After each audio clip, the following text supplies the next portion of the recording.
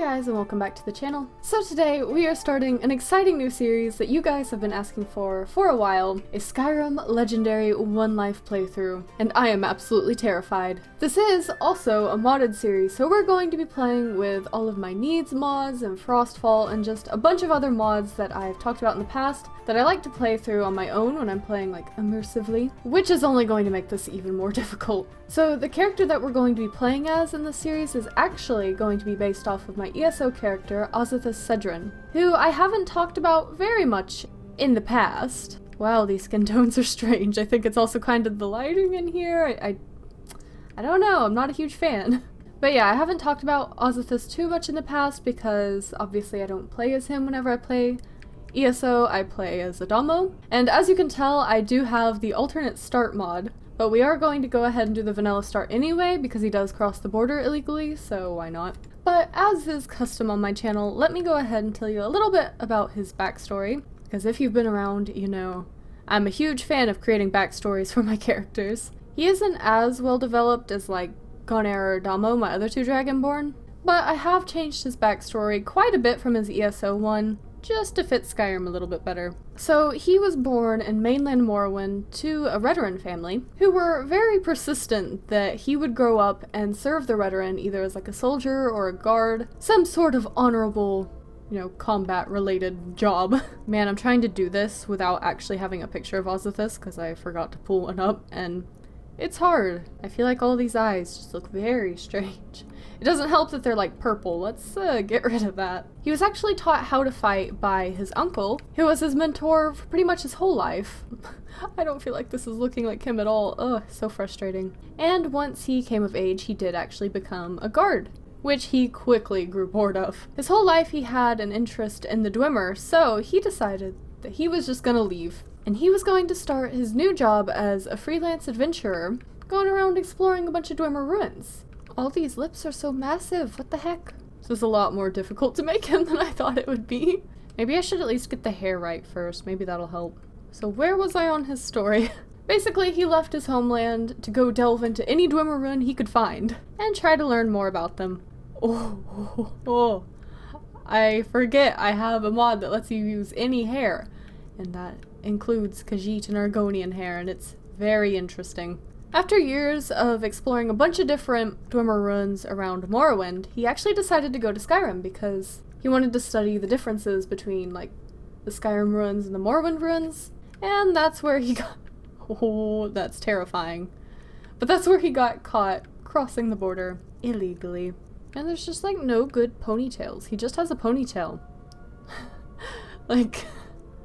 Not too sold on that one. I think that one is a ponytail, but it's too long. Ugh, the struggle. We all know it well. Let's just say this Azithus is inspired by the other one. Doesn't really look much like him or have too similar of a backstory or anything. See, like, why is that ponytail gotta be like half balding? Like, I don't want that. Ooh, Dremora hair. That's tempting. You know, that one has a ponytail in the back. May have to go with it. I think that's what we're doing. Let's see if I can find some stubble that actually suits him. I think that might actually be about right. Yeah, he doesn't look too much like him, but I have tried. I'm gonna work on him a little bit more, but I'm gonna go ahead and skip past because I'm sure this isn't too exciting. I think that might have to do. And there we go. So real quick, before we begin, I do want to show you guys kind of what I'm thinking about build-wise for him. I've never been the type of person that really extensively plans out builds or anything, but you know, just to give you guys a general idea. He is a heavy armor, two-handed type of guy, which seems to be how I like to play. I never really noticed that until like the past year when that's all I've really been playing. But I may also give him some flame spells just because my ESO character is a Dragon Knight. And there's one more thing that I'm so excited to play with, because I have not tried it yet, but in the smithing skill tree, there is actually the option to build dwarven autocannons, which sounds so freaking cool. Like, I am so excited for all of these. I think it'll be an interesting series for sure. But let us go ahead and approach the statue of Mara. As I said, we're just going to go with the vanilla start, but yeah, let's get to that. I'm excited to actually start with some gameplay. So I know we've all probably seen the intro to Skyrim about 1,000,000 times. If you haven't seen it before, I pretty sure I just let it play through whenever I started my other Skyrim series. So I'm just gonna kind of blab through it, maybe cut some bits out. But I'm thinking the way I'm going to play this series is we might kind of do what Gonair did and go fight the first dragon just so we have the ability to shout, because I think that would be interesting. But after that, I thought an interesting, very, very difficult little twist is to prepare and then go throughout all of the Dwemer runs that we can. I know some are like quest locked throughout Skyrim, and it is going to be so freaking hard because I don't know if y'all knew this or not. I don't like Dwemer runs too much. Like, they're interesting. I don't mind the automatons, but the Falmer and the chorus. But can we just appreciate Ralof and Ulfric's armor? Like, immersive armor is so good. I don't know why I didn't start playing with it until like a couple of months ago. We may end up doing some of the other quest lines. I'm not really sure because that's what we're doing in my main series. But I don't want us to fast travel anywhere. We're going to have to eat. We're going to have to stay warm.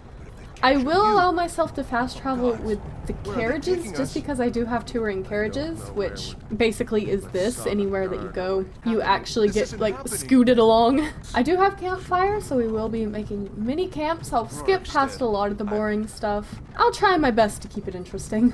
Ooh, Tullius has some nice armor too, it looks like. Already regret choosing the vanilla start. And yeah, just to confirm, we are on Legendary. I kinda needed to confirm that for myself because I tend to switch difficulty around. Not too much, but I do play on Expert in my regular series, so needed to make sure I went ahead and set it. I've played on Legendary in the past, but only when I have like 1 million followers and I'm already quite high leveled. Because as I'm also noticing in my other Skyrim series, Gonair gets kind of overpowered, so Legendary actually isn't too difficult with him.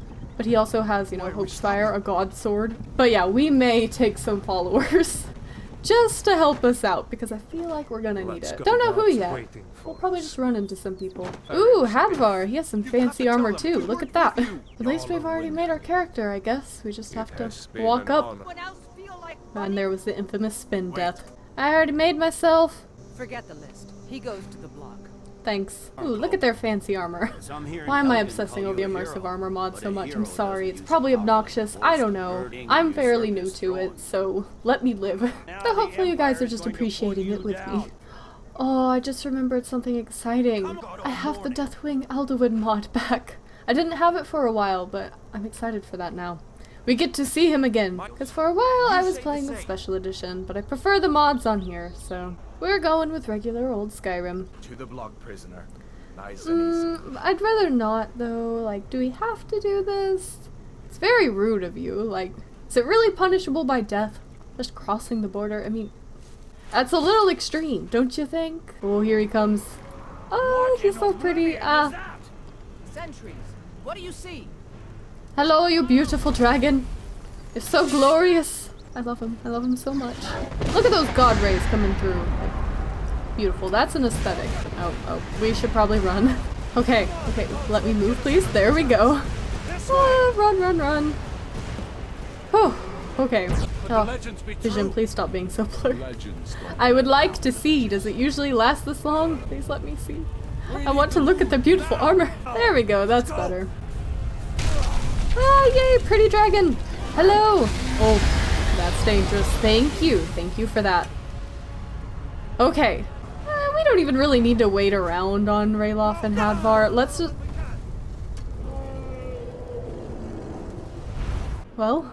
So, yeah, guys, I guess that was the end of the series. I had a lot of fun with it. I'm gonna go ahead and put in this little montage of just some screenshots I took along the way, just so we could all remember our travels together.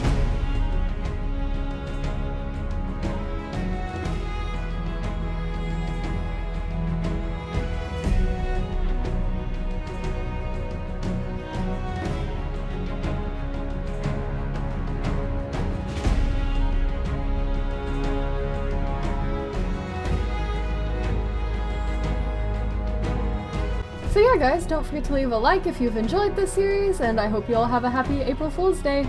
Bye-bye!